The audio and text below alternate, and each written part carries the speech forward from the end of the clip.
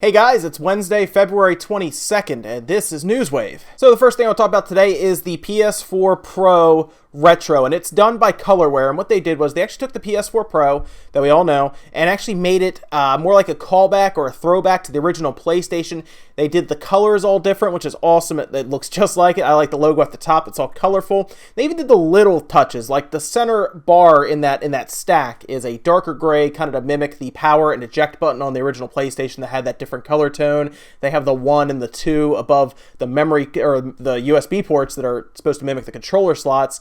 And then, of course, it also has the Sony and the PS4 logos done in different colors as well to match it with the blue and the green.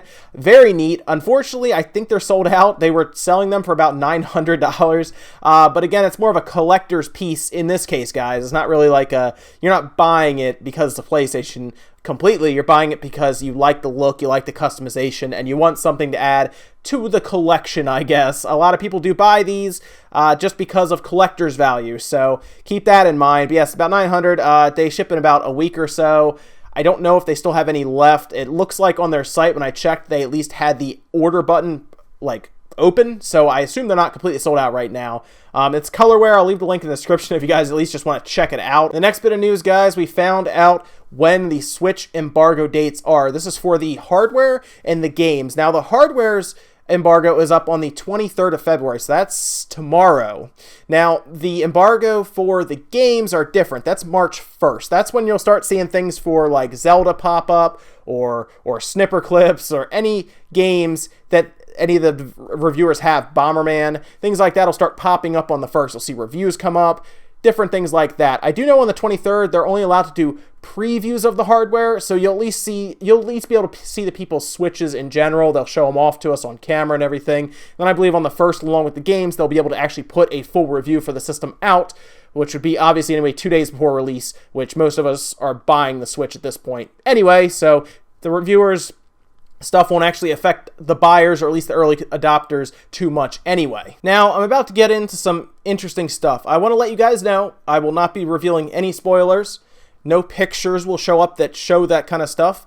But Nintendo seems to have no problem doing that to their fans. Specifically on Twitter, they put out images from the new trailer that came out, and this is just a public trailer they put out, and there were flashes of what people believe to be a boss that is going to be in the game.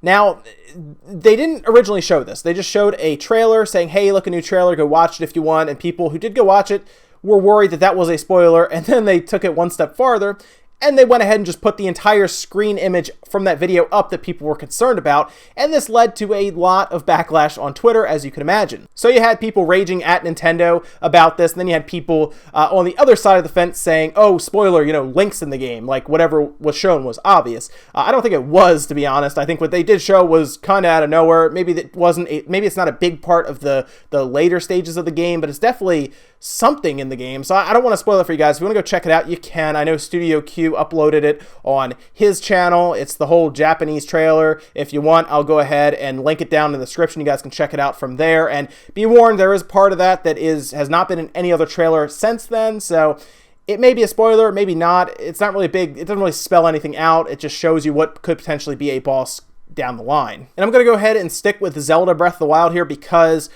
what you're about to hear may be troubling. It's technically been leaked online. Now, I say technically because you cannot actually unlock it. It's encrypted, so the person who leaked it online has obviously the unlock key for it to open up the encryption, but the game for the Wii U has already technically been dumped. You can download the ISO. It's very easy to find. You can download the ISO, and once the key comes out, it will be unlocked. Now, people are already data mining this thing. There's a certain website, I'm not going to say where, but they are checking out everything. They've already found all the different outfits, the shields, enemies, all this stuff is starting to show up because they're data mining the game itself, the ISO, and they're just coming up with all these spoilers. So be careful online. I said it before, but be very careful right now because that game is going to be leaked probably in the next couple days, and people will already be playing it before release day on the Wii U. Alright, so this would have been a lot of backlash from fans. I get this, but Nintendo probably should have pushed back the Wii U release, much like they did with Twilight Princess on the GameCube, at least a week later. to keep this from happening, because the Wii U version is going to get out there. People already have Wii U, so they're going to start playing it, and it's just going to spoil the game for people who are legitimately trying to wait for release day. It's going to be so hard. People are just going to go around on Twitter posting screen grabs of bosses and probably the final boss even. You're going to see all this stuff pop up, and it's a shame. Just be very careful online for the next week and a half, because people will be out there with this game trying to spoil it. And we got sad news that Allan Stone, who was one of the co-founders of Nintendo of America, has passed away. This was on Friday that he passed away from cancer. And like I said, he was best known. He was one of the co-founders of Nintendo of America back in 1981. He helped bring like arcade classics to the arcades in America, including like Donkey Kong was a really big one, Radar Scope. And of course, then he was there for, of course, the release of the Nintendo Entertainment System, and then so forth. And then all of a sudden, he jumps to Sega. So yes, he did leave Nintendo, jump to Sega in 1994, but that's all business. It's business. It's not like he hated Nintendo and wanted to jump to Sega. More than likely, he had a better offer at Sega. He takes that, goes there, and eventually, he did find his way to Nanotech Media, where he kind of finished out his days, but he was a very integral part with Nintendo back when it first started in America, and I'm sure he'll be missed by pretty much everyone in the industry that knew him. I don't think anyone in Nintendo has like ill will because he jumped to Sega. Again, if you're in business, you know, it's just business. You take the better offer if it is going to help your career. In this case, it probably did, even though, of course, Sega had some rough times later on in the 90s, going into 2000s, where they exited the console business, but still, very important part to the early years of Nintendo in America, and he will be missed. And we found out how Nintendo is going to attempt to market the Switch better in the United States, and they're going to get the help from none other than John Cena!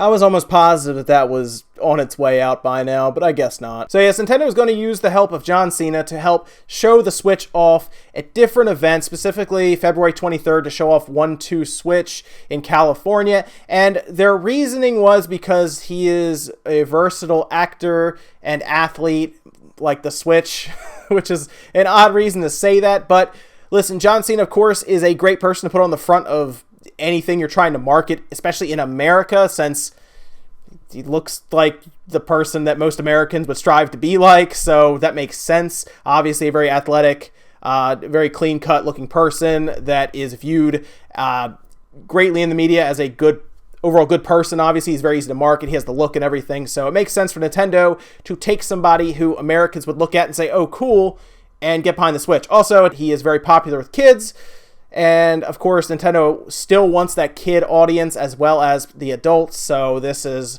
a move that makes a lot of sense on Nintendo's part. I have to say, marketing-wise, yes, this is good. And we got word from Square that Dragon Quest X is coming to the Switch sometime between summer and fall, and the Wii service for Dragon Quest X is being dropped, and that's going to happen around the same time, and the reasoning for that is because they're looking to update the game, specifically, I guess, for the Switch, beyond the scope of what the Wii can handle. That makes sense. As the newer hardware comes out, you really can't take the old hardware and keep updating it for that system without it becoming a strain on that system and then holding back the new system. So yes, this makes sense. Obviously, I think we can all agree on this.